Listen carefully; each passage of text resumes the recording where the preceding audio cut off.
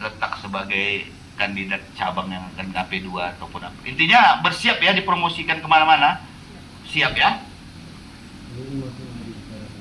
Hari ini mau dibicarakan. Oke.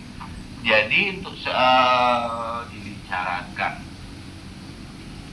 Baiklah, kalau seperti itu, demikianlah penyampaian saya tentang arti briefing. Jadi ke depan kita buat briefing itu harusnya maksimal itu cuman paling maksimal itu 15 menit. Tapi karena kita banyak departemen kan gitu, banyak divisi kan, harusnya ya memang briefing itu dilakukan sama kepala divisi kalian masing-masing. Bukan saya sebagai owner harusnya. Jadi ke depannya kan nanti dibuat. Dan termasuk pusat kan ini. Penting HRD, penting inilah AP1. Membawa dipimpin oleh SM, supervisor, ramu, gudang, kasir, itulah departemen divisi AP1. Betul. Jadi pusat inilah dia manajemen pusat. Karena bukan bawahi AP1 aja, kalau manajemen pusat dia membawahi cabang-cabang. Iya. Jadi supaya paham semua, inilah nanti yang kategori divisi AP1. Penting AP1. Kasir, ramu, gudang, apalagi yang ada di bawah, driver, itulah AP1. Jadi nantinya ke depannya kalau ada pemimpinnya dari SMK, SPK, dia yang briefing kalian. Jadi kalau kami di belakangnya ikut tidak ada masalah. Karena yang operasional itu kalian. Kalau untuk manajemen pusat, karena sudah ada leadernya masing-masing, itulah pembahasannya mungkin pusat departemen. Kalian ini yang penting, kalian ini ujung tombaknya dalam satu divisi. Toko ini mau kemana arahnya, mau kemana tujuannya, apa yang mau direncanakan. Kalau departemen pusat ini mengayomi, melayani apa yang kalian butuhkan. Duit dibayarkan dari konting, SDM diuntungin dari HRD. Itu untuk kalian lah kami semua di sini bekerja. Itu AP1, cuman karena masih ompong hari ini, belum ada leadernya, ya kan? Harap maklum lagi kita jurus terakhir. Paham kurang lebih? Jadi untuk pemberitahuan mungkin yang udah ada ataupun yang belum ada di sini leadernya, mungkin ini memang baru efektif ke depan barangkali bos ya kan? Hari ini kita kan ada perubahan manajemen.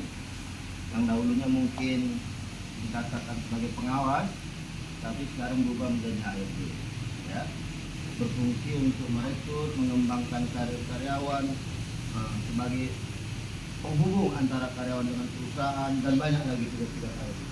Fungsi pengawas melekat pada HRD, tapi pengawas tidak ada lagi yang namanya pengawas. Kalau dulu konotasinya pengawas ini di luar, eksternal daripada operasional, di luar daripada satu divisi. Tapi hari ini namanya HRD, ya, dia berfungsi bukan sebagai eksternal lagi. Yang namanya HRD bisa menegur, bisa menasihati, bisa membimbing dari SDM atau karyawan yang ada di semua ini, ya. Harap dipahami. Hari ini HRD pusat itu baru inilah kalian bicara nanti akan disampaikan. Jangan bicara.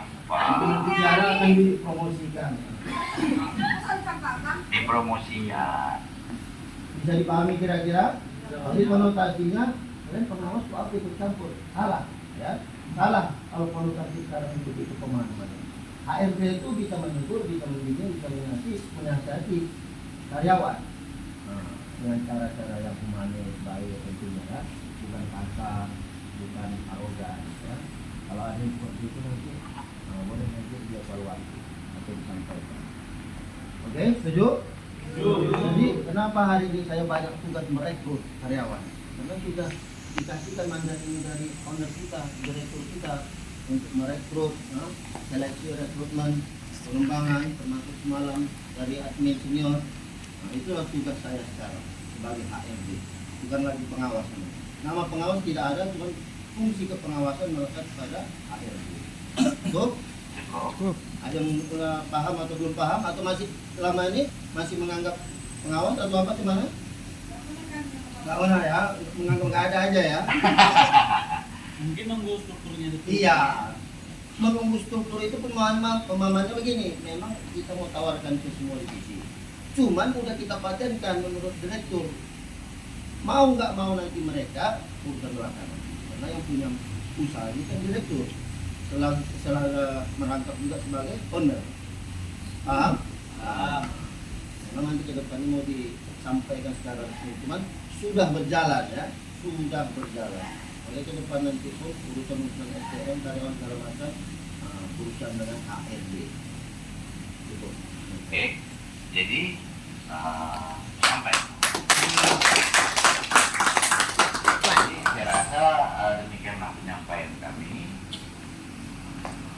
Sekali lagi saya sampaikan, untuk mencapai hasil yang baik, kita mulai dari yang baik, semua baik, dari niat baik, kerja baik, segalanya baik.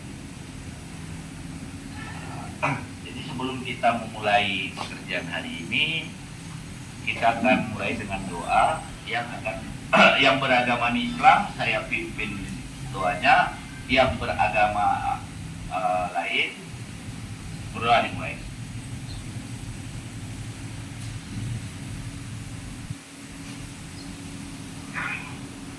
Doa selesai. Jadi sebelum kita mulai, ya lihat, coba kita ganti satu apa itu. Jadi kita kayak main bola nih, kita kumpul tangan, sama-sama bersorak melompat, boleh, terserah. Apa bahasanya? Abang Putra. Gitu. Coba kasih dulu maksudnya. Oh, saya gitu.